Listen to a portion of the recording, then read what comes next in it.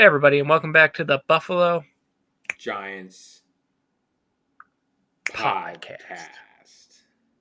Beautiful. Whatever, we're keeping it in. Yep, it's perfect. Perfect down to the last detail. All right, anyways, Brian, I have some questions for you, pal. Why are you wearing the same clothes as earlier? I'm just Oh, kidding. It's a joke. It's a joke. It's a joke. I actually have 8 wide receivers here. They are all wide receiver 2s. okay. And you're going to tell me if you're going to keep them or cut them. Okay. One quick question: are they all wide receiver twos currently in the league? Yes, Okay. they all play football this week, Okay. besides one. Unfortunately, one of them got hurt. Actually, 2 of them are hurt. But the first one is Booty from the Patriots. I'm gonna go with cut. This is a good wide receiver, but for me, in his rookie year here, he hasn't shown that he can stay healthy. Is really the biggest thing for me. I think Perfect. the wide receiver two on that offense is really Hunter Henry. When you break it down, in terms of this year and who's been most productive, so cut. He's a tight end, technically. So, I would just say but wide yeah, receiving options on the team. that's fair. The next one you have is Jawan Jennings. I know you love this guy. Yeah, this is a personal favorite of mine. This guy's really, really hot right now. I want to say he's got like a 5 or 6 game touchdown streak. I want to say he's had 2 touchdowns in 2 of those games as well. So he is ridiculously hot. After having ramped up after being hurt to begin the season, he's shown that he can do things like this in his time with the 49ers, and he's really quietly been a good receiver. I'm going to keep him, again, really just personal preference, I would say. At this point, I don't know who else you're going to say. Obviously T. Higgins, Devontae Smith, those guys I'm looking out for when you say wide receiver two. Even Jordan Addison, the way that he's been playing with some unsteady quarterback play this season when he has come back from suspension. So, I'm taking a bit of a gamble, but I'm going to keep him for personal preference.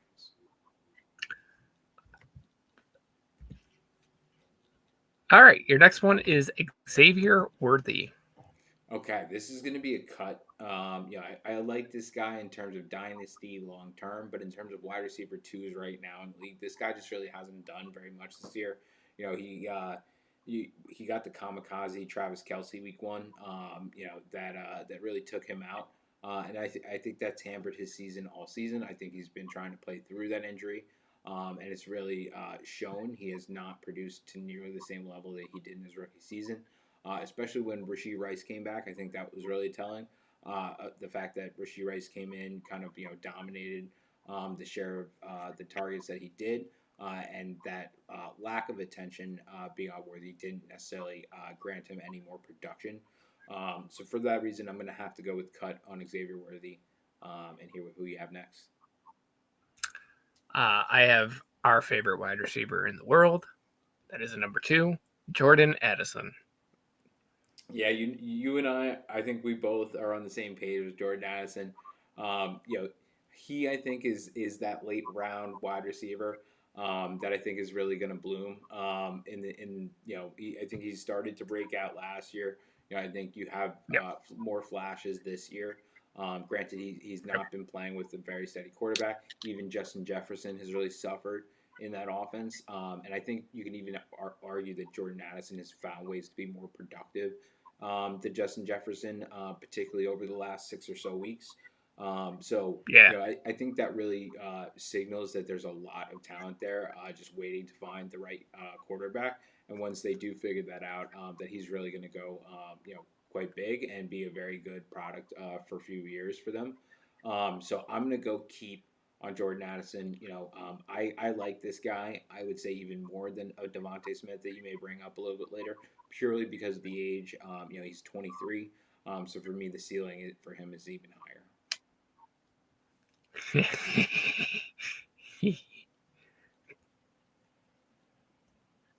This is funny.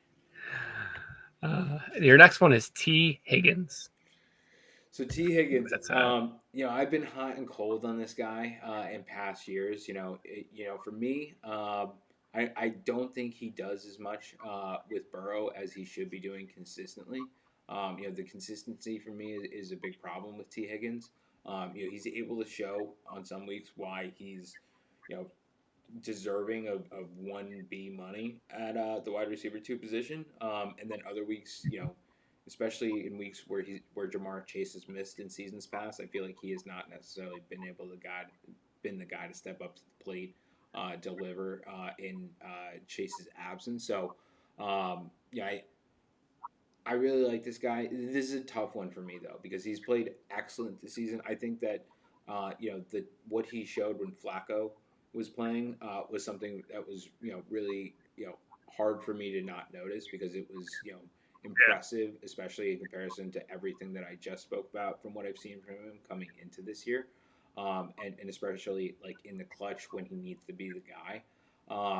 So for me, I feel like this season's play has to make this a keep. You know, it's really just a testament to how well he's played this year, despite the fact that the team hasn't necessarily been very good. All right, your next one is Devonte Adams. All right, Devonte Adams.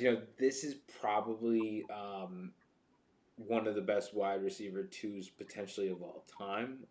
You're talking about a guy who's almost surely, I would say, going to be in the Hall of Fame at some point. I would say if he wins the Super Bowl with the Rams here, that's a definite. At this point. And I think he's got a couple of chances at that as well. I think Stafford would roll it back next year if they don't get it, and even if they do get it, I don't see why he wouldn't just say let's give it a whirl, and see if they could potentially do it twice back to back on his way out. And he's certainly competing for the MVP this year as well. I think a lot of that is down to Devonte Adams and the fact that a lot of these previously running touchdowns are now being red zone targets to Devonte Adams in the end zone. That really Yep, speaks to his skill set. And he's been doing this for a long, long time as a wide receiver one for most of his yep, career. I'm gonna have to go keep on Devonte Adams. The hamstring injury currently does give me some concerns. The fact that he's a little bit on the older side as well. But he's had an unbelievable season when he's been healthy, and a big reason why Stafford is in that MVP conversation. well, you just cut Devonte Smith, and you just cut Emeka Ibuka. I can live with both of those. Devonte Smith. Yeah, I just don't think I would take him over Devonte Adams, a guy like that. Um, I think maybe the only guy who was it that I kept first?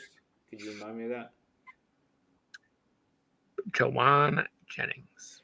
Yeah, that's such a tough one because Devonte Smith I feel like has more talent than Jawan Jennings, but Jawan Jennings definitely produces more and definitely is more consistent. So that one's I feel like a very very much a toss up. Um, yeah, I actually, I actually disagree because Devonte Smith is doing what Jawan Jennings was doing at the beginning of the year, or at what Jawan Jennings is doing now. Smith was doing for the first like 9 weeks of the season, and then AJ Brown complained so much that they stopped throwing him the ball, and but now it's like they flip flopped. but They're this is basically the same player.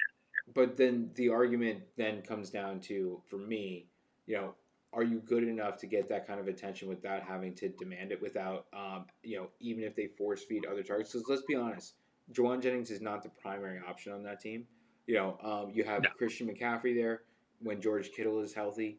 I'd say that he's easily the third option there.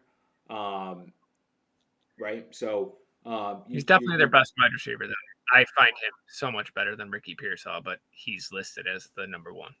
Ricky Pearsall is just fragile from what we've seen so far in his career. From when he does play, he does seem to be impressive. A lot of the stats that I see, guys start to break down stuff. Particularly like his win rate on routes is very very good.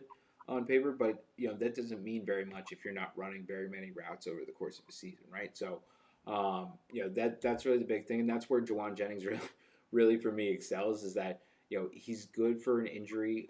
Every season that seems to take him out for 3 to 4 games, but the rest of the year he's super reliable.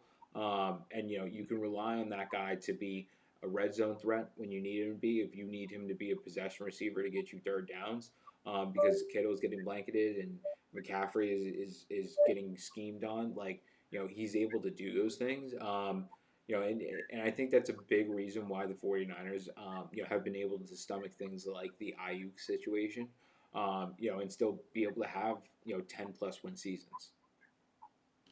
All right, everybody, welcome back. We're going to be heading into how many players are better.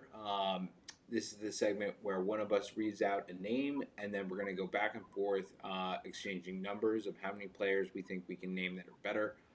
We are going to one of us is going to stop when we think that we can't name more, and the player that or the person that is named the number last will then have to name that number of players in order to win the game. The player this week is Kenneth Gainwell of the Pittsburgh Steelers. Sneaky good. Sneaky good. All right. Well, start us off. All right. I'm gonna go with. I'm gonna start us off at 10.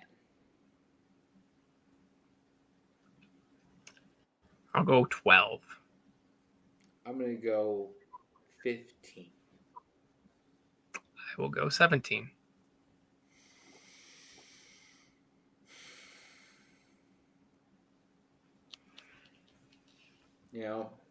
I test with Gainwell. That's the biggest thing for me. And I feel like I Mm-hmm. might be able to argue stats with some of them, but Mm-hmm. like if I really think about it, I don't know if you could go different ways with it. You could go with the fact that this guy was basically like a free pickup from the Philadelphia Eagles, a fifth round pick that was probably overlooked. Um, even with the Philadelphia Eagles, I think he was underutilized given what I've seen with him this year with the Pittsburgh Steelers. So um, Yeah. I'll, I'll Saquon was on I'll that go level last year. 19. I'll go 19. You're playing. All right. So we are going to go ahead and start with the teams in that same division there. I'm going to go ahead and start with the other running back on this team, Jalen Warren. Sure. I'll give it to you. All right. We're then going to move on to the Bengals. We're going to definitely go Chase Brown. Yep. All right. We're going to move over to the Ravens in that same division, and we're going to take Derrick Henry without a doubt. I don't know. He sure fumbles a lot. No, I'm just kidding. And then, gosh, what the Browns? I would take Judkins over him. What are your thoughts? No. Junkins is no. Junkins. Oh, I'm sorry. Like he disappears in way too many games. Kenny Gainwell has been pretty dominant. Okay. And Quinshon Junkins is just a touchdown merchant. Okay. I mean, I'm just looking because he's got 827 rushing yards. That's just rushing And yards. he's got what? Nine You said eleven combined. 500 yards.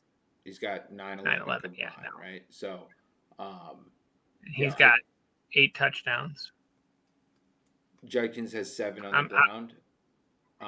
Yep. 2 receiving, I would think. He's got 26 receptions. So let me drill down into that. Okay, so he did only finish with 14 catches, 70 yards in his 9 games. Yep. So he does finish with right around the same amount of yards. Kenneth Gainwell will finish with more yards than him. Granted, Kenneth Gainwell will play more games than him doing so. I'm gonna stick with the guy that's healthy. I'm Okay. gonna say no to Quinshon. I think that's fair. Okay. All right. I'm gonna move on then.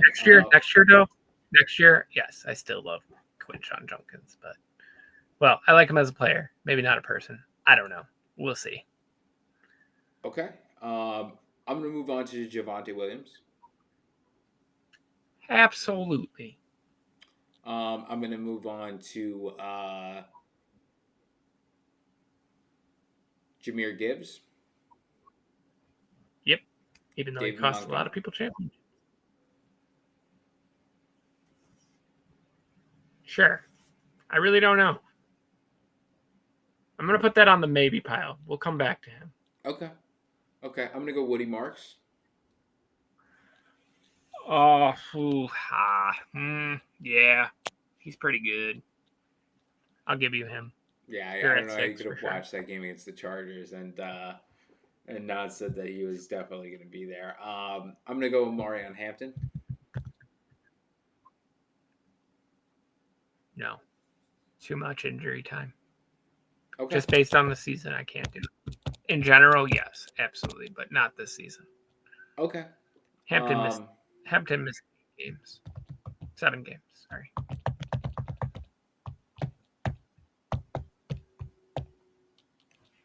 okay. 7. So then we're gonna go Josh Jacobs. Yes. We're 7. gonna go. Although he cost the championship too. Okay. I'm gonna go J.K. Dobbins. Yes, I will give you Dobbins. He was absolutely amazing until he got hurt. I Um, know he has more yards. I'm also gonna go Kareem Hunt. Hold on 1 second, please.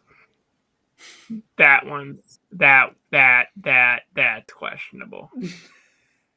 That's worth a little bit of research. Go ahead and think of your next guy, and I will give you an answer. Okay.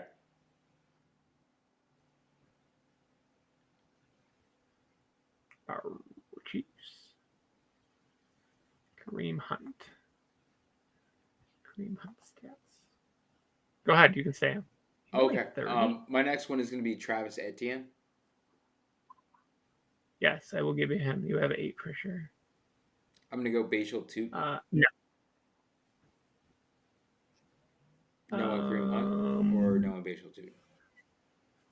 No on Blake Shelton. No, he's only had 3 good games. Okay. Absolutely. All right. Then I'm gonna go Kenneth Walker. Yeah, I'll give you K9. That's 9. I'll go Zach Charbonnet. No, not enough.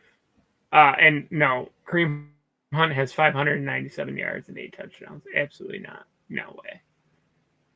Okay. And he's got 60 receiving yards. No, you're at 9. Okay. Rico Dowdle. Yes, Drew 10. Hubbard. No, Okay. Drew Hubbard has like 300 yards. We're crazy. Ain't that crazy? Okay. You're at you're at 10. Um, I'm going to go Michael Carter. Who? Michael The Carter. guy from the Cardinals? Yes, the guy who's been carrying the rushing attack for the Cardinals. That's correct. Ah, can you just say Saquon Barkley already? I'm going through just in order of how the matchups are this week. So yeah, I will get to some of those better teams in a little bit there. Yep.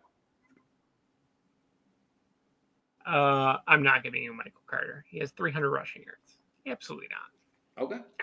Okay. 2 touchdowns. I'm gonna go Tyrone Tracy. No. Okay. Um. Okay. I will go James Cook. Yes, 11.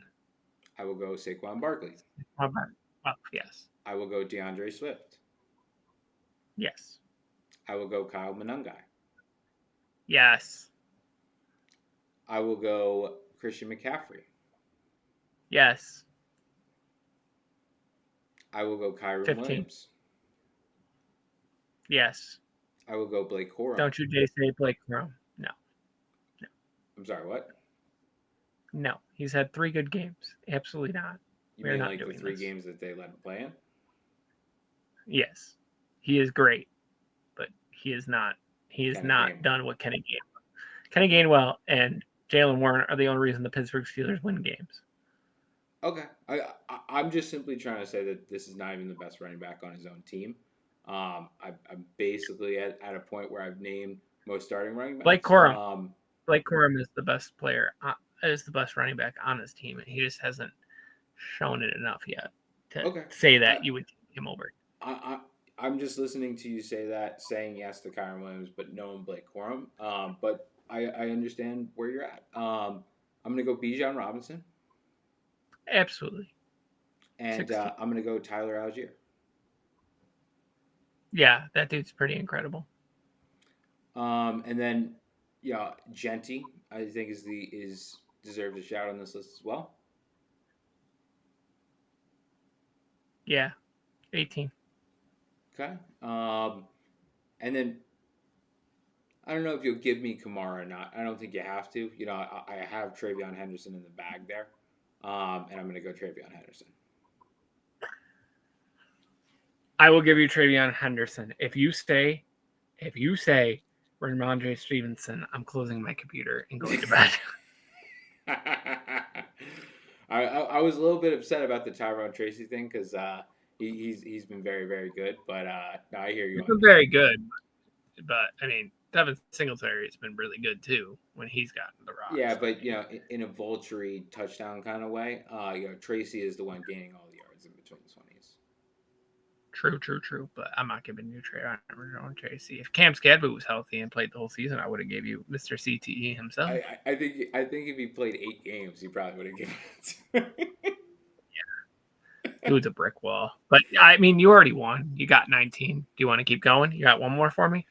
Um, let's see here. I personally would go Brees Hall. I don't know where your thoughts are on that. I have to give you Brees Hall for the fact that he threw a touchdown, ran a touchdown, and caught a touchdown in the same game. And he has, it's not like he's bad. He just doesn't get the opportunity to get the ball because they're always behind so bad. Yeah, and then I didn't even say these two, but Bucky Irving and Devon Achane were still in the I'm not list giving as you well. Bucky Irvin. I'm not giving you Okay, Bucky Irving. He missed like 12 games this season. But I will give you, obviously, the other guy you said. Devon Achane. Uh, yeah, Devon Achan's probably running back one. Probably running back 1, 2, 3, A. I mean, him, James, CMC, Gibbs. They're all like they're the players you want. Yeah, and then Although, some guys who have been flashes in the pan and could have potentially been in this category as well were Chris Rodriguez, R.J. Harvey, Ja'Cory Krosky Merritt. All those absolutely not. Bill. all of those guys I feel like deserve to be in the conversation, but I agree with you. Probably haven't been as good for as long this season as Kenneth Gainwell. I would I would give you R.J. Harvey just because he literally is Kenny Gainwell, but a Bronco. I think he's a better version of Kenny Gainwell too in the passing Yeah, department, but maybe not he as will. good in the Yeah, run he game. will be. He will be. Don't get me wrong, but The, obviously the R.J. screen Harvey game had with a him has split. been They lethal. had a split 80-20 backfield with J.K. Dobbins at the beginning of the season until what week 7 or 8. And I think we know why now that J.K. Dobbins is hurt. Essentially they run the ball by screen passes and outside dump I offs and don't. things I like don't. that. I don't think that uh, R.J. Harvey's a good running back. I think he's a good wide receiver. I think he's a wide receiver who's Yeah, really short. yeah. But He uh, cannot. but He cannot catch a break with that team rushing. I think his yes, longest rush is like 16 yards. that sounds about right to me. Although But that, go ahead. I can't really talk shit because CMC's longest run is 22 yards on the season, and he has over 1,000 rushing yards and almost 1,000 catching I yards. also believe that came in that game against the Colts, which means that it didn't come It until did. week 16. So, but that was our how many players are better segment this week with Kenneth Gainwell. Uh, James, you have our next segment, budget players. So these are all linebackers. Well, not linebackers. They're either defensive tackles and or um, edge rushers. They're not linebackers by any means necessary. But your first one I have for you is Aiden Hutchinson. Okay, so these are all what you believe are edge rushers, or all edge rushers slash D linemen? Yeah, they can do both roles. Okay, are they all currently playing in the league? Yes, Okay, they're all monsters. They all have over 10 sacks okay, on the season, okay. at least. Um, what's difficult about this is that I feel like you're setting me up because I'm a Michigan guy to take Aiden Hutchinson one here, and then you're gonna put four guys on the back of the list that I'm gonna have to make some tough decisions about. Um, I'll tell No, you I'm what not trying to though, use your Michigan while too. while Aiden Hutchinson, was hurt for a bit last year. Unfortunately, was on a pretty torrid pace, and then had a pretty significant leg injury. He's, I think, in the conversation for comeback player of the year, the way that he's played this year.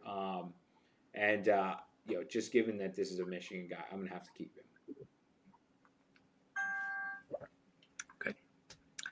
Next, you got Brian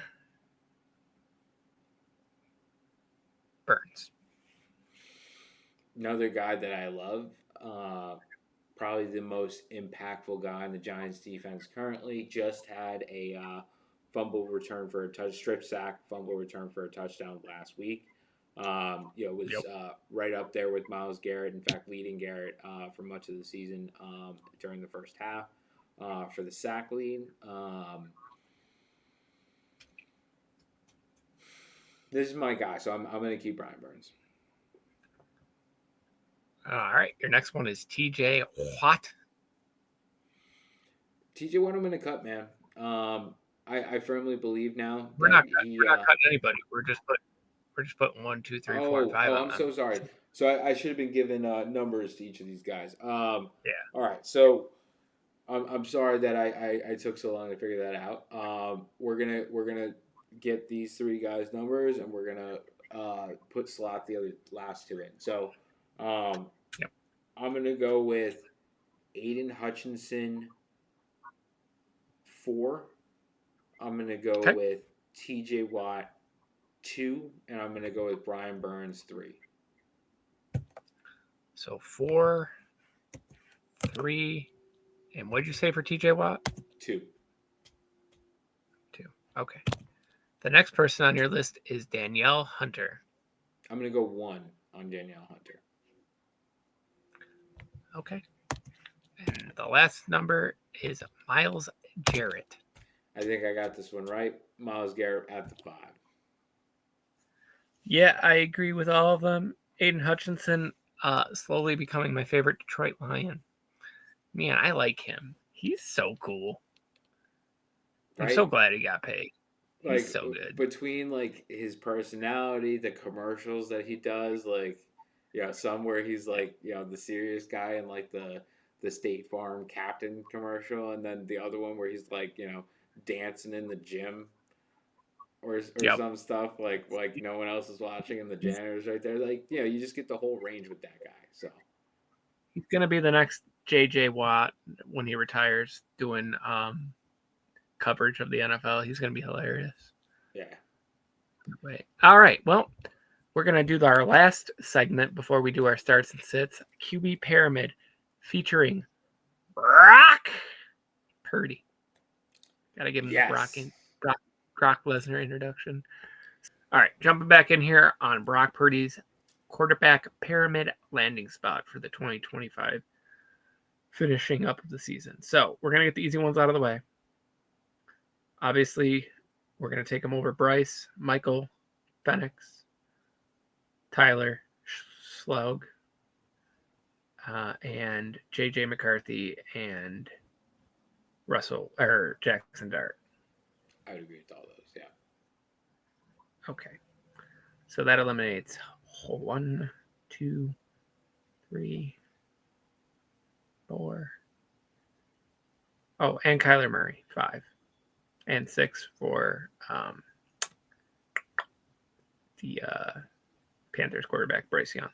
So, my first legitimate question on the NFC sides of things, are you taking Brock over Sam? Yes. Okay. Are you taking Brock over Baker? Yes. Are you taking Brock over Jared? Yes. 1,000 times Are yes. you Did you taking? see that Vikings game? Yes, yes, I did. Are you taking him over Caleb Williams? Yes. At this current point in time, yes. Are you taking him over Jaden Daniels? I would say after this year, yes. How about Jalen Hurts? This is a tough one. I want to say yes. The way that this year has I played would out. say yes. I would say yes. All right. Are you taking him over Dakota Rain Prescott? Yes. Are you taking him over Matthew J. Stafford? This If is you where say it's yes, he's the really, best really tough. quarterback in the NFC. You, If you say yes, he's the best quarterback in the NFC. I think he very realistically could be the best quarterback in the NFC. Yeah, it's hard not to consider Stafford's age when I make this decision. It's also very hard not to consider the talent at wide receiver that Stafford has. Obviously, Purdy has great talent Yep. around him too, um, but I think Purdy can do some damage with his legs that Stafford can't, and has some mobility that Stafford doesn't necessarily have and makes up for with experience and being able to read Yep. defenses. Um, you know, I'm gonna go with Stafford right now. Stafford has played at an MVP level this year. And I think he's looked unbelievably good. He's made Puka Nakua continue to look like one of the best young wide receivers in the league. Um, Yep. and Devonte Adams has really had a renaissance there. After Yep. having some lost years really with the Raiders and some underwhelming time with the Jets there. He did kind of pick it up towards the end of his tenure there, but it was underwhelming to start. So I'm going to go with Okay. Stafford at this moment in time. All right. So he is currently sitting in the 17th slot, going over to the AFC side of things. We are going to obviously take him over Brady Cook. We're going to take him over Shador Sanders. We're going to take him over Quinn Ewers. And I guess I have to ask you real questions now. So that would put him in 15, 14, 13. Are you taking him over Cam Ward? Yes. Okay. Are you taking him over? Oh, actually, I forgot Geno Smith. So he's in the 13th slot right I, now. I, I would take him Uh, over James Smith. obviously, that goes without asking. How about Bo Nix? I would take Birdie. Okay. Aaron Rodgers, Purdy. Justin Herbert, This is really tough. You know, broken hand and all. I know the answer is probably Herbert when Herbert is healthy, but Herbert hasn't been healthy. Herbert hasn't been healthy all season for a while. And Purdy was hurt this Okay. year, but Purdy has shown more consistency and durability Yep. than Herbert has. Yep.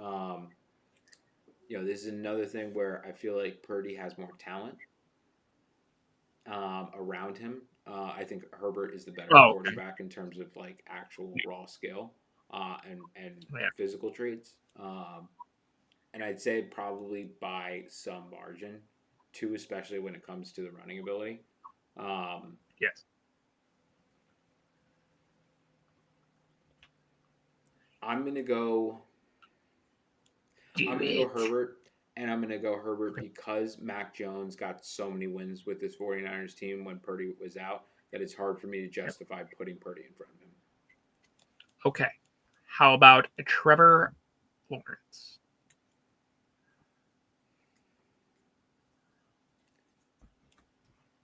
This is another tough one because I feel like we're talking about a Jaguars team that has kind of totally reinvigorated since getting Jacoby Myers. I feel like they had to Yep. lean much more on their run game before that point in the season. And Trevor Lawrence was liable to be lost at times in some of these games earlier on. Yep. I watched the second half of that Texans game where they allowed the Texans to come back into the game and win the game. Um, which could have been disastrous, but because of Liam Cohen and how they have played since and how consistent they have been, they've actually righted that tide and capped that off as recently with a big win in Denver against the Yep. Broncos. So um,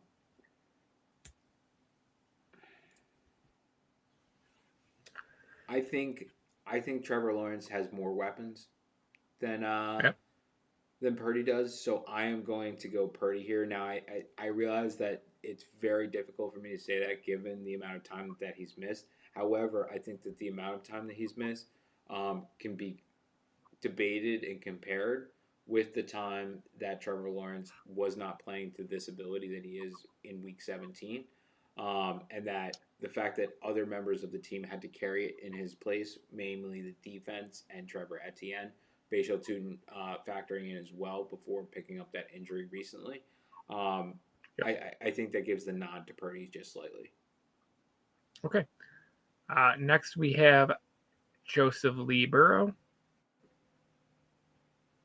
Joseph Libro. Lee Burrow. Oh, I was like, I was like, what? I have no idea who that is. Okay, um, I I gotta go Purdy here. He's missed less Okay. time than Burrow, Yep. and Burrow has not played to the level that Purdy has. Purdy had one bad week. Burrow Yep. has showed us more than that, and he showed us attitude on top of that. Not what you want to be seeing from the guy who's supposed to be leading your franchise. How about CJ Stroud?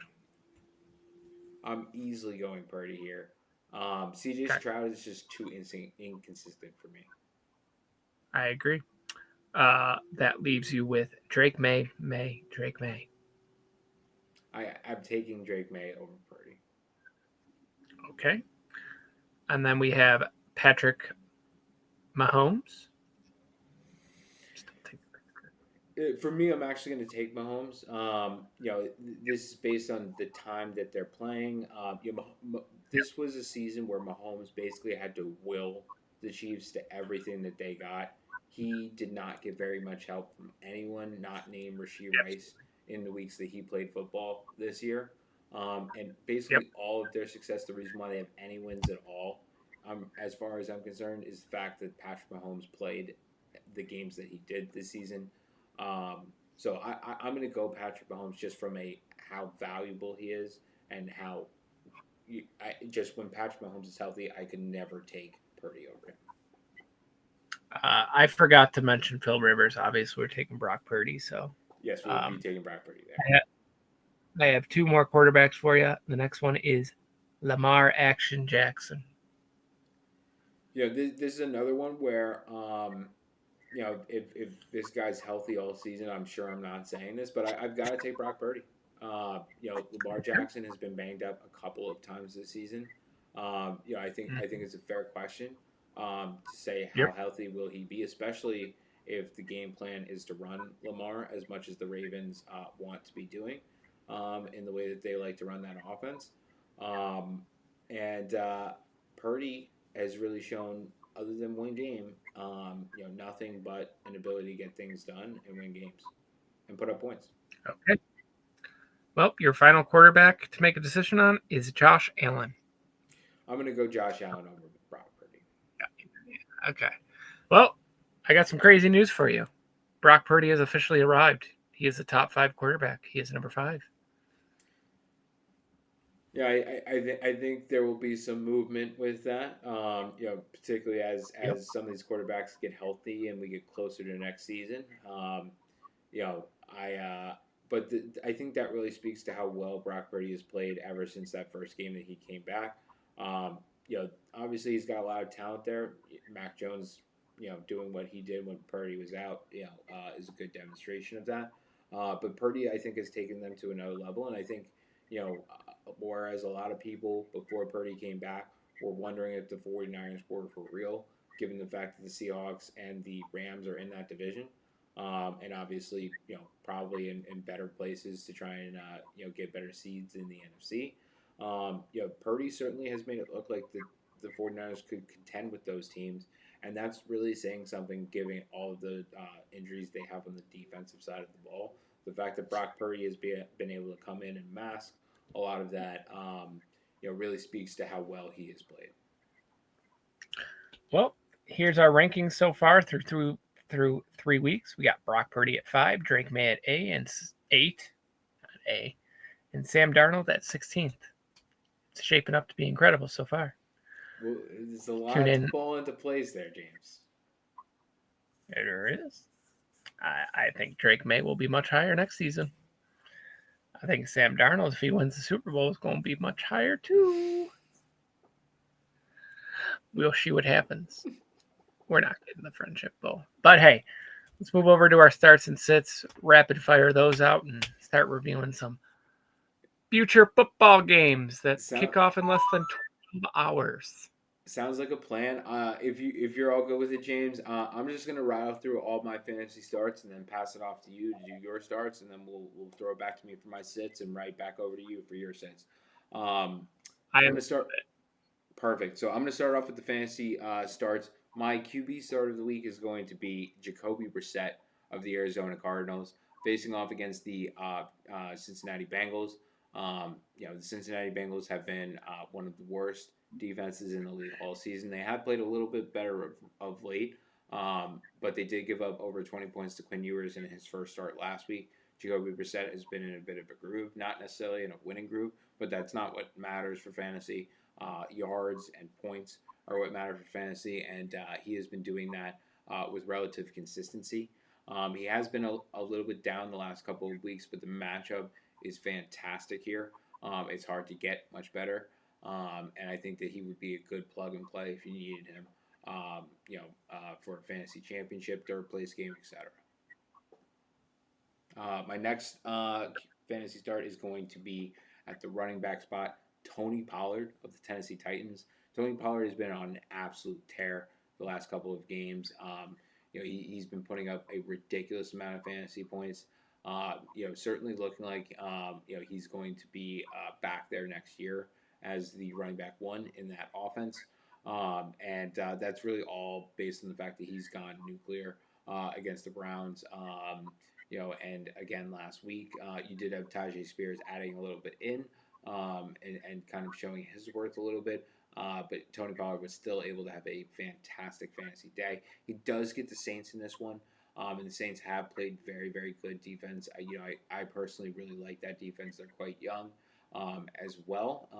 And their offense has also been playing relatively well of late, being able to do things like hold the ball and get first downs and turn those drives into points. But I think that that's going to only create a better situation for Pollard. I think that's going to increase the likelihood that they try to run the ball and keep the time of possession on their side.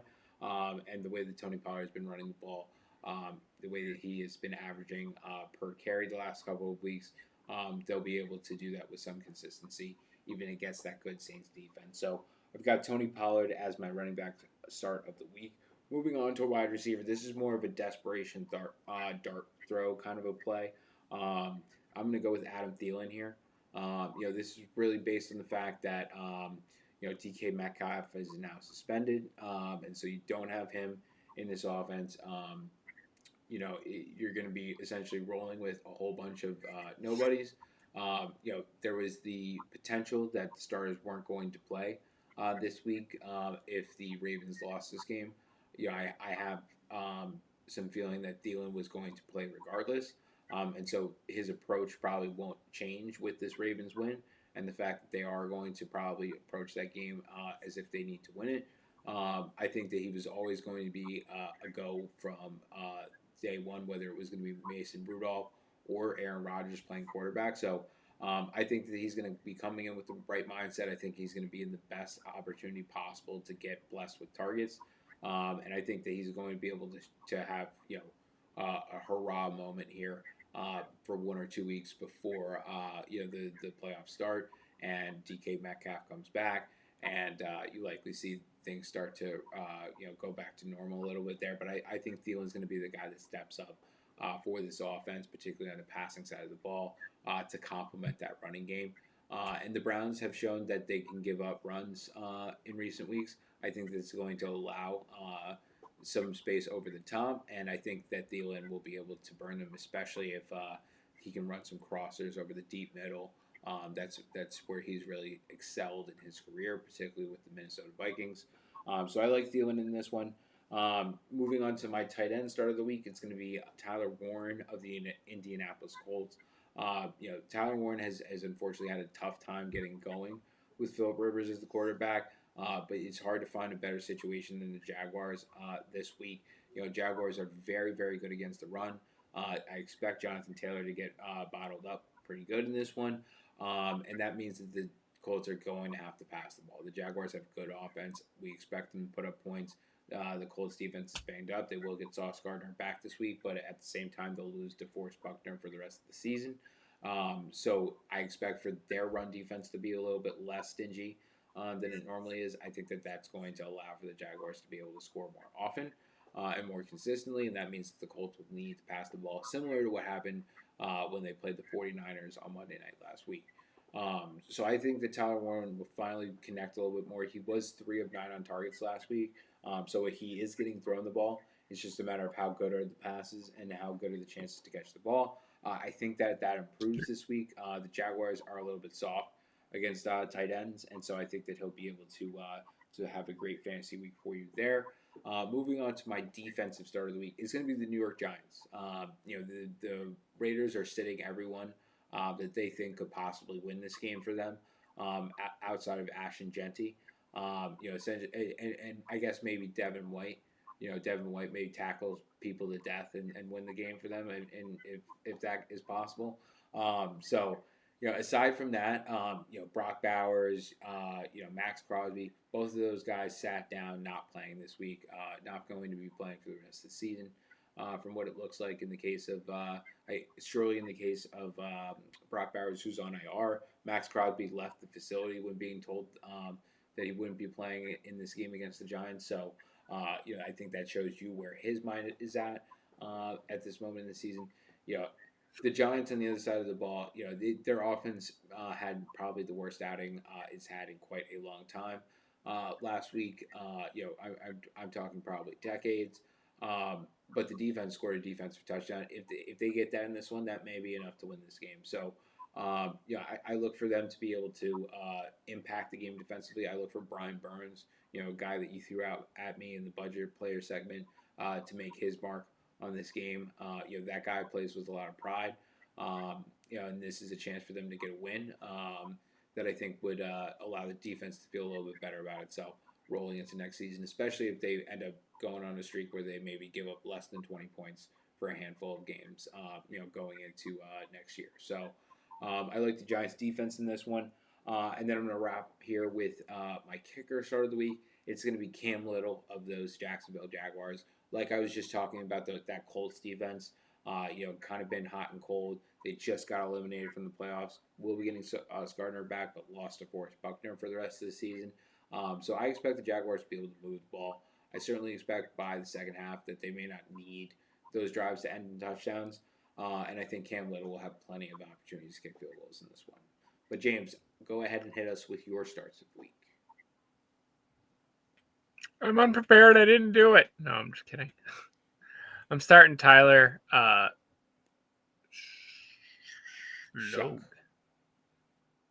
I can't remember it. Tyler Shuck. He's playing the Titans. Need I say more? They've been playing winning football the last couple of weeks, so I believe in you, buddy. I'm going to start Kenny Gainwell. I think he's going to have a fun game. Browns haven't been able to stop the run in quite a few weeks, so look for him to have some fun. I'm going to start Mike Evans. He plays the Miami Dolphins. They've seemed to pack it in for the season. I think he'll go off. Starting Hunter Henry. He's playing the Jets. Obviously, the Jets are terrible. Obviously, I want the Jets to win, but let's be realistic. There's a better chance of, anybody else losing this week than the Patriots, I feel like. And then I'm starting the Saints defense. They're playing the Titans. Their defense has played legitimately top 5 defense the last 5 weeks. And then I'm taking Chris Boswell because, Chris Boswell is Chris Boswell and he kicks balls. I'm glad I didn't go with Kicker the Dicker. I almost did today, and whew, worked out for me. Yikes! Yeah, no, I hear that. I hear you on that. But I'm gonna move on to the fantasy sits of the week for me. I'm gonna start with Sam Darnold. Sam Darnold going up against a Carolina Panthers defense that has been playing very, very good recently, especially against the pass. Last week, especially, they were very, very stout against the run as well, and it forced the Tampa Bay Buccaneers into a very tough time. You mentioned Mike Evans and how good he is, but he was largely bottled up, held within 25 yards and really saved his day just with the fantasy with the touchdown there. So I look for Darnold to get bundled up a bit in this one. I think this is going to be the exact opposite of the game that they played against the Rams last week on Thursday Night Football, where it became a shootout and ended at 39-38 or something like that in overtime. That I think this is going to be the exact opposite. I think this is going to be much closer to that Colts game they played the week before, where they kicked 6 field goals and won the game 18-15 or something crazy like that. That's what I see happening in this one. I do see the Seahawks pulling it out, but I think that it's going to be mostly a ground position game where they win the battle with Kenneth Walker and Charbonnet on the ground. More so than they see success going through Rashid Shaheed, Cooper Cup, and JSN in the passing game. So, got Darnold there as my sit of the week at the quarterback spot. My running back sit of the week is going to be Jonathan Taylor of those Indianapolis Colts. Like I was mentioning before, that Jaguars run defense is very, very good. I believe they surpassed the Broncos in that last game that they played each other for the best run defense in the league. Um, I know that is certainly the case against fantasy running backs. It's just a matter of is it against running backs yards per game wise overall. And so I think you combine that with the fact that Jonathan Taylor has had really kind of a down last 4 to 5 weeks after an MVP first 11, and I think that this is a big no for him. I see him having a similar outlook as to what he's had recently, which is not enough um, to get you over the line. Uh, at the wide receiver spot, I'm going to go with AJ Brown of the Philadelphia Eagles. They have the Buffalo Bills this week in the game the Buffalo Bills desperately need at home. You could potentially have weather playing a factor in this one. And then on top of that, you have the Bills' pass defense, which has played very, very well recently. Is one of the best units in the league from a ratings perspective.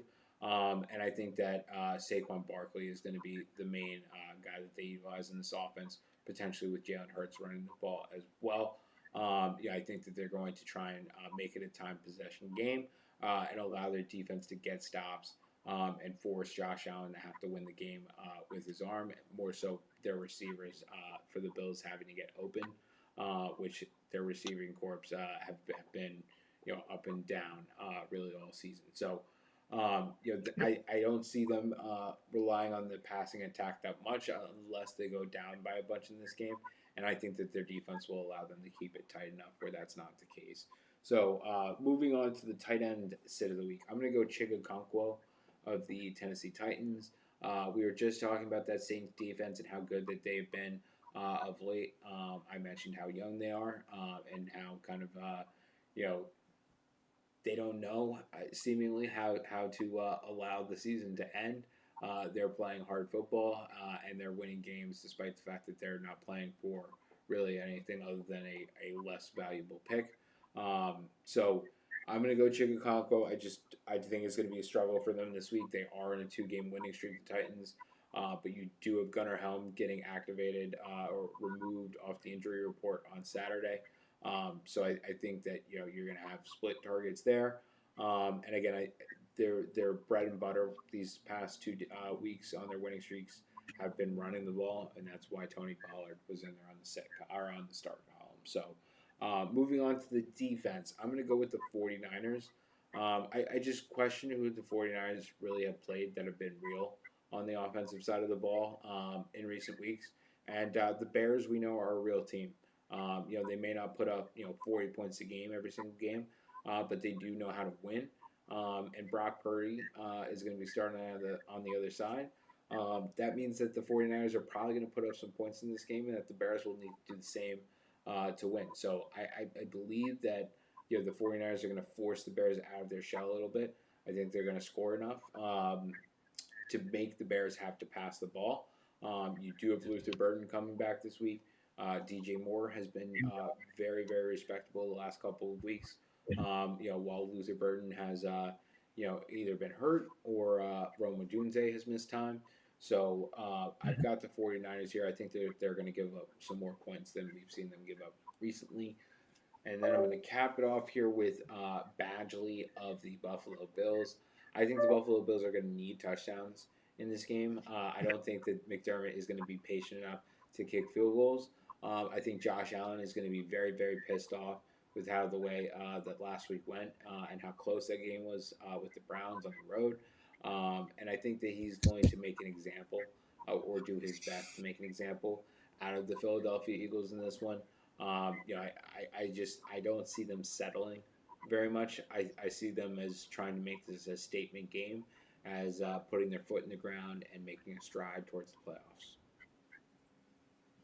Yeah, I couldn't agree more. Plus, Michael Badgley sucks. There's a reason he's not a Colt anymore. Anywho, let's move on over to my sits. I'm going with Old Man Rivers. They're not playing for anything. I don't even remember who he plays off the top of my head. Just give me 2 seconds. I want to say it's the Jaguars. Their pass defense is pretty good. I don't like his chances. And honestly, I fear for his life every time I watch him play. But last week was a lot of fun. I went with K9 from the Seahawks. That's Kenneth Walker. I don't think he's going to have a very fun day in his matchup. I really don't. I think that the Panthers are pretty good at stopping the run. And honestly, he is the most boomer bust player for a starting running back that you're starting every week.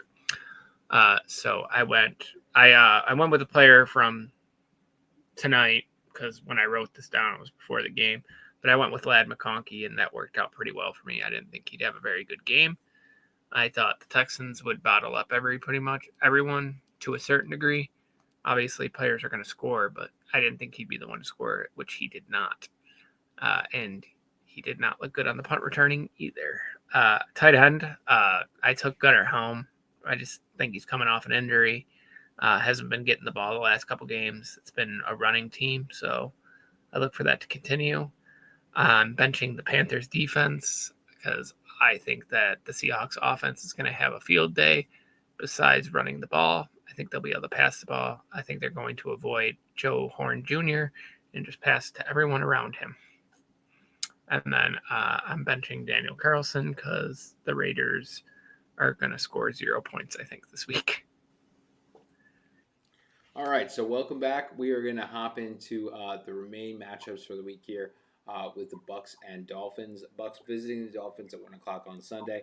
The Bucks absolutely have to have this game if that game against the Panthers in Week 18 is going to matter, and if they're going to have any chance of making the playoffs. So I only see this game really going one way. I see the Bucks being a desperate team. I see the Dolphins really trying out a new quarterback. I see them, continuing to work out Devon Achane. Get Waller some passes. I think they will move the ball because the Bucks defense has been soft recently, but I just can't see any way that Baker Mayfield and the Bucks offense don't find a way to ram this one home. Taking the Bucks in this one. Yeah, I agree. Who are your two players? My players to look out for. I'm going to go Devon Achane on the Miami side, and it's going to be Mike Evans on the Bucks side. All right, the two that I'm looking at, I'm going to say Bucky, and I think Jalen Waddle will have a little bit of fun. Not too much success, but a little. I'm going to move over to the Jets and the Patriots. Oh, also, fans, we're doing rapid fire because it's 2:14 in the morning. So next week will be our normal schedule, hopefully. But moving over to Patriots and Jets, obviously we all know who I want to win. I'm going to pick the Patriots to win, unfortunately. My players to watch are I'm going to go with Stephon Diggs. I think he's going to have a pretty big game. I think that hopefully for the Patriots side of things, being an unbiased person, Hopefully they're done with this game by halftime and they can bench everyone. But I think Stephon Diggs will have a pretty big first half. I'd like for him to get 100 yards again and like 6-7 receptions, maybe finally get a touchdown. But that's what I'm looking at. And for the Jets side of things, I'm looking for the emergency exit. I got nothing for them. I'll All right. say Brees Hall. I don't believe it, but go ahead and give your two. Yeah, my two is going to be on the Jets side of the ball is going to be John Mechie. I think Adonai Mitchell will get absolutely blanketed by Christian Gonzalez. I think that will allow more opportunities for John Mechie in this one. On the Patriots side of the ball, I'm going to go with Travion Henderson, upgraded to a full practice on Friday, cleared to go in this one, and I think he's going to come back with a vengeance. I do think Ramondre Stevenson is going to dominate the goal line carries and short yard situations, but I think Travion Henderson will bust a long one in this one. And so I think that will be the difference. But moving on to the Steelers at Browns. I hope first play of the game, Travion Henderson takes it for 99 yards and a touchdown, just so I can say to Farm Boy, ha! He'll get the joke. No one else will. Fair enough. Well, moving on to the Steelers at Browns, 1 o'clock. This game has significant playoff implications for the Steelers. If they can win this game, they can basically put the Ravens in a very bad spot next week, if not eliminate them outright. The Ravens are done. Yeah, so they can Steelers eliminate win. them outright by beating the Browns on the road in this one. Again, understand that DK Metcalf is suspended for this one, so expect a run-heavy offense for the Steelers through Jalen Warren and Kenneth Gainwell. I expect, honestly, the Browns to spoil the party here. I think that there may be some weird things going on in this game to try and make that Ravens-Steelers matchup potentially marketable in Week 18. And I don't think you need to give the Browns defense all that much help in order for them to have success, particularly when you take away some of the offensive weapons for the Pittsburgh Steelers there. So I'm actually going to go with the upset in this one. I'm going to take the Browns. And my two players, I'm going to look at Jalen Warren on the Pittsburgh side, and I'm going to go with Harold Fannin on the Brown side, who was it looks like he's going to play. It certainly looks like from everything that I've seen on Saturday that groin injury, that late add to the injury report, is not going to stop him from playing. I will say one thing. I really hope we see a 4 tight end set on Sunday.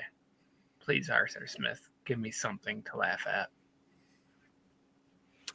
Anywho's, let's move over to Jaguar. Oh, actually, I have to say 2 players. I'm going to go with Myles Garrett. I'd like to see him sack Aaron Rodgers once at least. And then I'm going to go with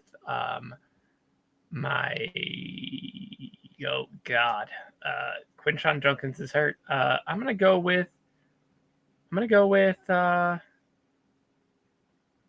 just going to have to go with Shedeur Sanders. There's nobody else to take. You took the best player on their team, Harold.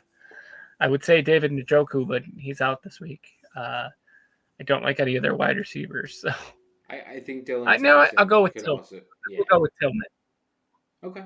Tillman's pretty good. I did forget about him, but we're gonna move over to the Jacksonville Jaguars and the Colts. Jags win this game. They win the South. I don't think they're gonna get stopped by the Colts. I think the Colts have too many injuries. But I will say this: my player to watch, I'm going with Parker Washington again, man. That dude's a little sneaky athletic freak. I like him. And then for the Colts, I'm going to go with Alex Pierce. I really like him. Seems like a good player. And he's been hot, so I'm going to go with him. The other thing I want to say about this game is that, damn, I still really wish Daniel Jones was healthy.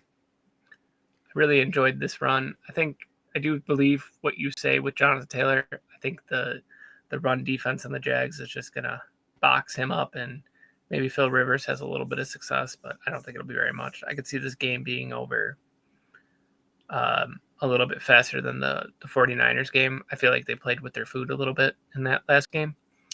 but eventually, took them out to the back of the barn and gave them the kill shot. So I look for the Jaguars to win this game by the end of the third quarter, and then have their starters benched by the fourth. So Yeah, I we'll see move it on to going the next pretty.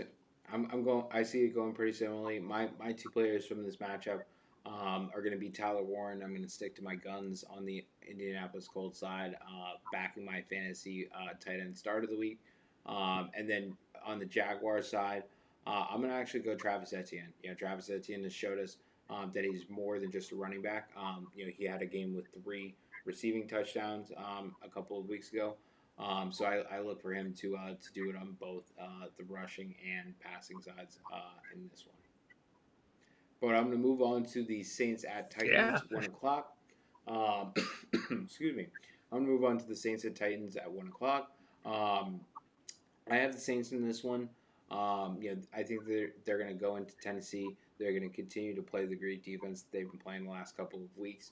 The Titans have been on a bit of a high on a 2-game win streak, but I think that they come down to earth in this one. I do think that Tony Pollard continues to show what he's been doing the last couple of weeks. I just think that Tajay Spears will probably get a little bit less efficient in this one, and I don't think that Iomanor, Shamir DK, Gunnar Helm, Chigogankwa. I don't think those guys will have what it takes to necessarily beat the Saints on this day.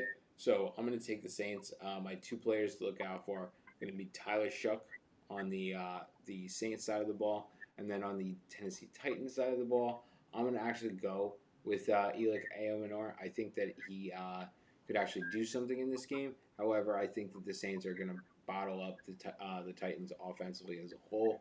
And so while they may be able to get a couple of touchdowns in this one, Tyler Shook has looked really good.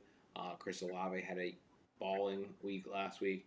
And Jawan Johnson has been quite serviceable, along with Taysom Hill had a bunch of packages that all were very successful against the Jets last week as well. So taking the Saints in this one. James, who you got as your two fantasy players? I'm gonna take Taysom Hill, and I'm gonna take. I'm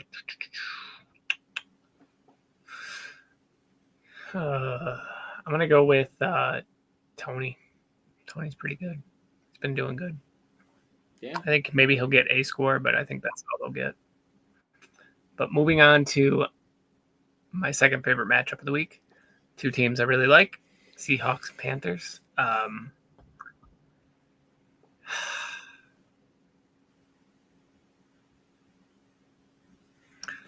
It's hard. That's a hard decision. Obviously, as your favorite Carolina Panthers fan, well, actually, that's not true. That's your wife, Second but you know what I favorite.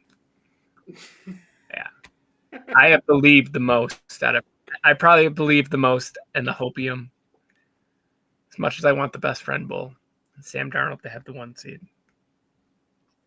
I'm taking my heart over my brain. I'm going with the Panthers, and I think that on the back of Tedero McMillan and Rico Dotto and Chuba Hubbard, the boys get it done. Uh, I think Rico and Chuba are going to combine for 150 yards. I'm not telling you how it's going to split out because you never know with that team, but I think it's going to be coming down to the fourth quarter. I think the Seahawks are going to come off of this really crazy performance and have a big head. And I think that the Panthers pull it out. I really do. I think JSN will have a big game, but it won't be enough. They won't be able to run the ball to get the play action and everything going. And I'm gonna go with my player to watch for the Panthers. I'm gonna give it to Tet, and I'm gonna give it to JSN. But I'm gonna say I'm not even gonna give a score. I'm gonna give the Panthers 28 points and the Seahawks 24. I'm going full heart pick. That is Go ahead, quite Brian. bold. I certainly disagree with you on that one. I mean, the Panthers have established this trend over the last, I want to say, 6-ish weeks where they win one and lose one. Um, it sets up perfectly for them to continue that trend, given the fact that they have a team as good as the Seahawks. on a week that they typically lose with that trend. You know, it's not just like, it's aligned in the stars that they lose. No, Bryce Young is inconsistent, and they are good one week and bad one week. You know, I what know. you're essentially saying is that you expect Rico Dowdle and Chuba Hubbard to be able to run the ball effectively enough for them to get good enough field position to kick enough field goals to win this game. I assume, or get one rushing touchdown and a combination of field goals. I don't see that being enough to beat the Seahawks in this one. I look at the Seahawks rushing attack. To me, it's better than the Carolina Panthers rushing attack. I look at the Carolina wide receivers. To me, they're worse than the Seahawks wide receivers. I look at the defense. Very, very good on both sides. I like the Seahawks defense more. I realize that the Carolina Panthers beat the Rams. I realize that they went into Lambeau and beat the Packers. I realize that they play up when they play good competition. However, I don't think that they have played someone that's quite as defensively sophisticated as the Seahawks are. The Rams are right up there, but we just saw the Seahawks take care of business against the Rams. In a big game where they were down 16 late. So they've shown resiliency to me in the last couple of weeks, and especially Sam Darnold answered a lot of questions. I think in that Thursday night performance as well. There was questions of, can he win the big games? Will he ever win big games? And he certainly righted that script. In just a matter of minutes there. So I think that I hear what you're saying with the Seahawks being on high. For me, that game was on Thursday night, so they had extended rest. I think that makes them more prepared for this matchup. Frankly, that they're probably going to be healthier than the Panthers will be for it as well. So I think that there are just too many things going in the Seahawks' direction, plus the fact that they're the more talented team. And I think that honestly, the coaching is probably a wash at the worst in Seattle's direction, right? Like I think Dave Canales has surprised Yeah. me this year, but Mike McDonald has also surprised me with how good the Seahawks have been and how well that defense in particular has played. They've showed ambition as well in the front office by going to get Rashid Shaheed at the deadline, not just sitting on their hands with Cooper Cup and trying to win Mm-hmm. that way. So I like the Seahawks in this one. My players to look out for are going to be Kenneth Walker on the Seahawks side, and then it's going to be Rico Dowdle on the Panthers side. I think whichever running of those two running backs has the better day is going to basically spell who wins this game. For But moving sure. on, I I'm gonna. agree. Uh, But moving on, I'm gonna go ahead and go to the Cardinals at Bengals. Our last 1 o'clock game of the slate. This one should be a really fun one. This is two teams that aren't playing for very much. Two teams that don't necessarily like playing defense of late. And two teams that certainly like scoring points. Maybe not winning, but scoring points, yes. So I think that you're going to have a really, really fun one in this one. I believe that this is the highest over under of the week. My players to look out for in this one are Jamar Chase. I think he has a bunch of weeks without scoring a touchdown, and I think that he'll end that this week. To my dismay, as I'm playing James in the championship, where I believe he has Jamar Chase. So I don't want to see that, but I do feel it coming. Um, Am I wrong? Do you not have Jamar Chase in that final? I do. I do. I have I him, figured Puka, that and you did. JSN. Yeah, so I look for Jamar Chase on the Bengals side of the ball there, especially with that week that Chase Brown had last week. I think that you see that kind of revert back to reality a little bit. On the Cardinals side of the ball, I'm going to go with Michael Wilson in this one. I just don't think that Marvin Harrison is ramped up. I think Trey McBride will have a great game, but I think that Elijah Higgins, kind of sprouted up a little bit last week. I think that he has the potential to maybe spread out the target share just a tad there. I look for Michael Wilson to kind of benefit from that. I think that he could definitely spring a long touchdown in this one. Again, Marvin Harrison just doesn't look like he's ready to be the true wide receiver one after coming off that heel injury and the appendectomy within the last couple of weeks. So I look for Michael Wilson to have a bounce back game here. Had a really good hot streak and kind of got off the pace last week, along with that whole offense when they took that L to the Falcons.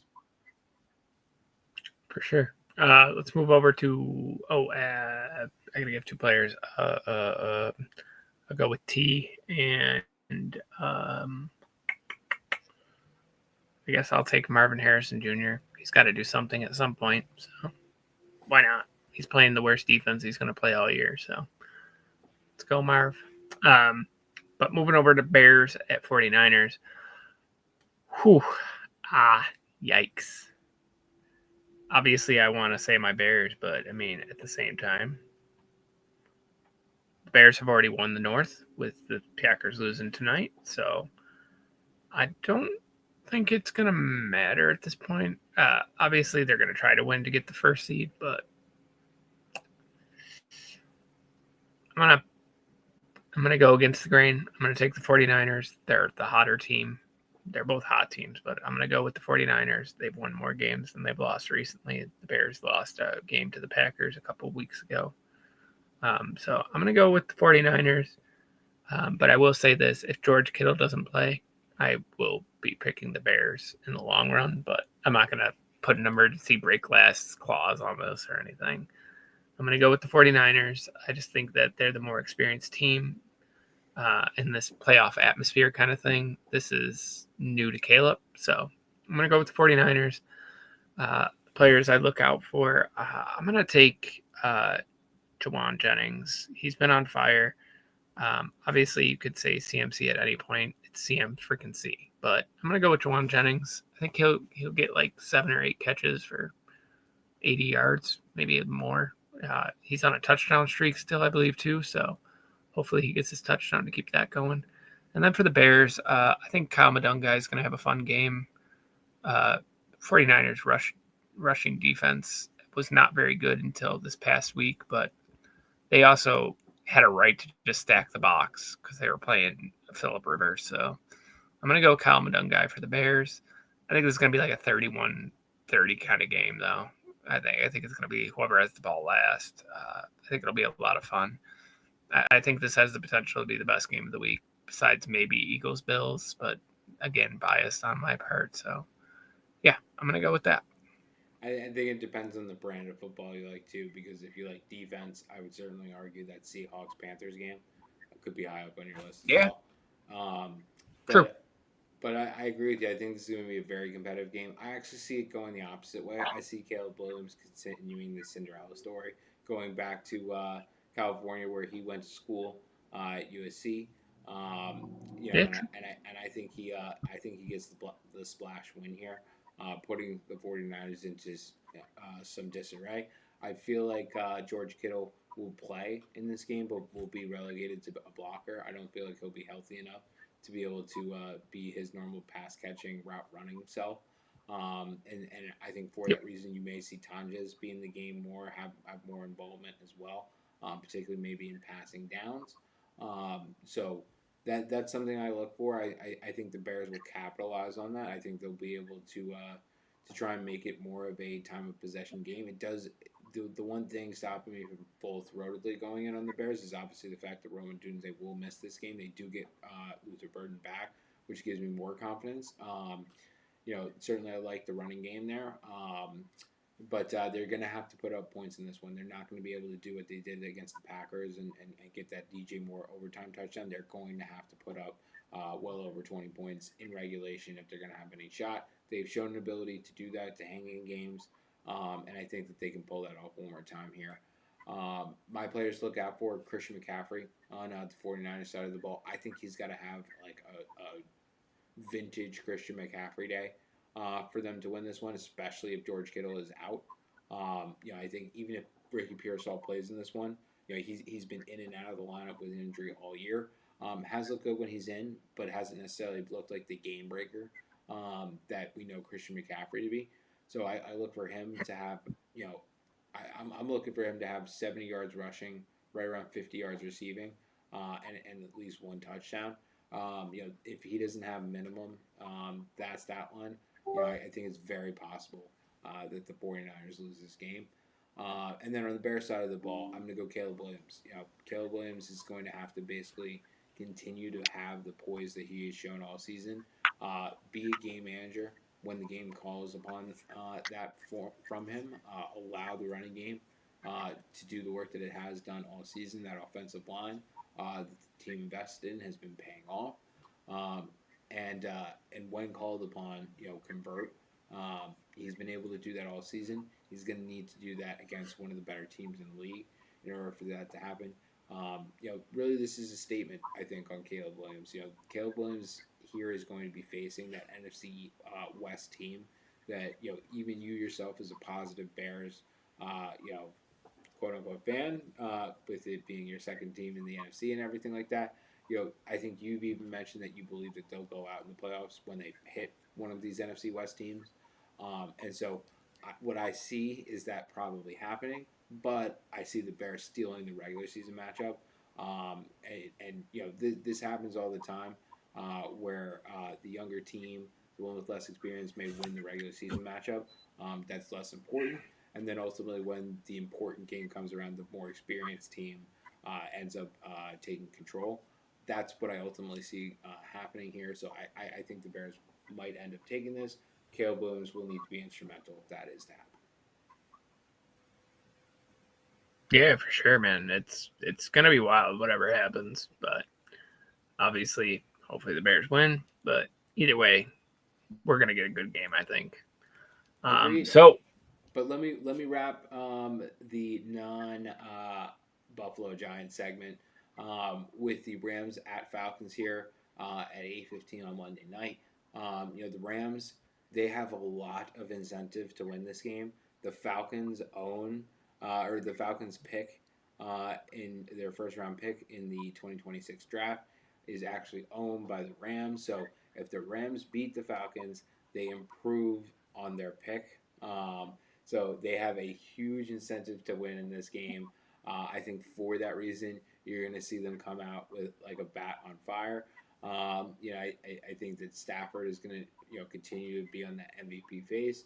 I think that you're going to see Kyron Williams and Blake Corum sharing the carries and both being very effective in this one. And I look for Puka Nakua to continue to just go absolutely nuclear and pick up right where he left off last week against the Seahawks and an even better pass defense. So I look for the Rams to take this one. I look for on the Rams side of the ball. Kyron Williams, I think he's had a down couple of games. I think that they've been splitting the carries with Blake Corum a little bit more, and I think that you're going to see him, kind of start to ramp back up towards the playoffs.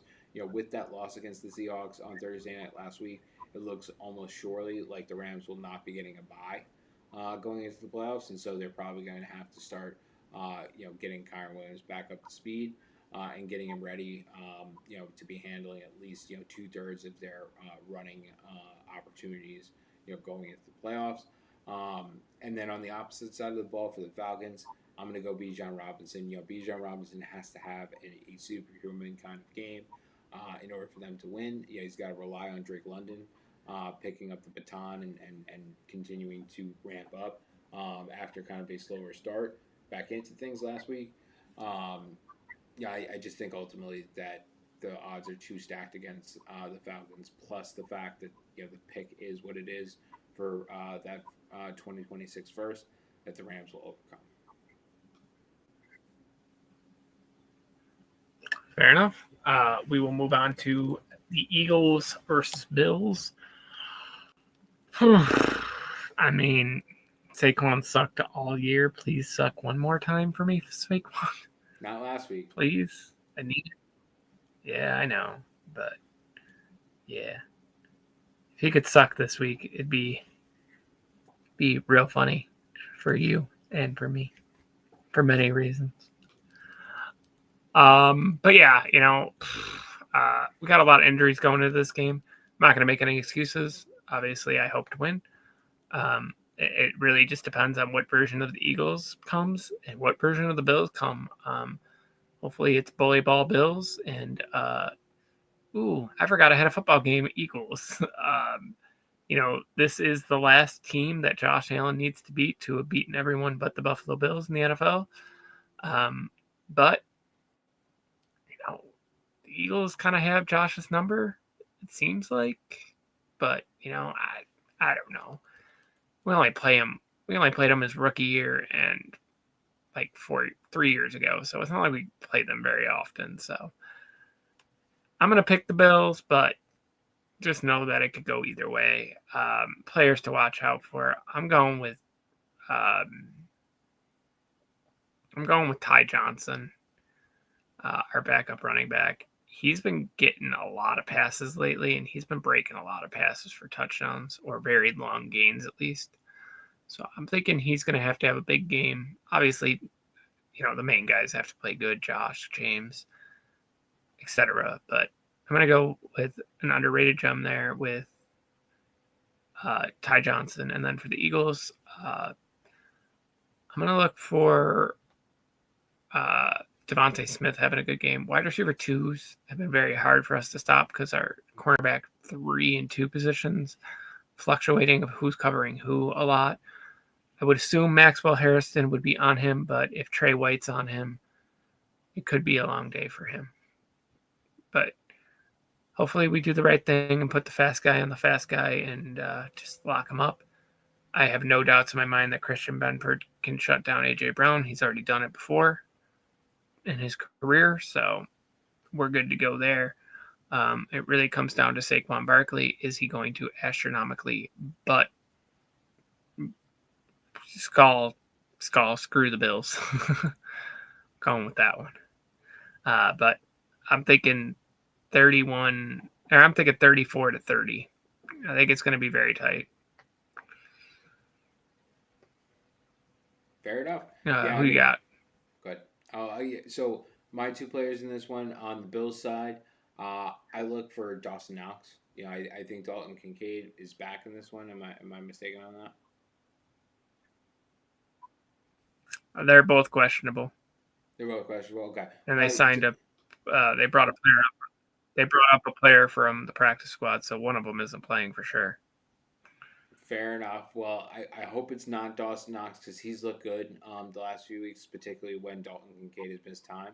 It looked like he's one of the few guys who's actually trying on this team to catch passes for Josh Allen. He may not be the most talented guy in the world, but he's one that actually seems to be trying. I'd like to go with guys like Khalil Shakir and guys like that, but they just really haven't shown me very much in recent weeks, and I think that there's also the chance that the Eagles' defense is going to drape over them in this one and try and make Josh Allen win it with his arm and win it by passing to other people.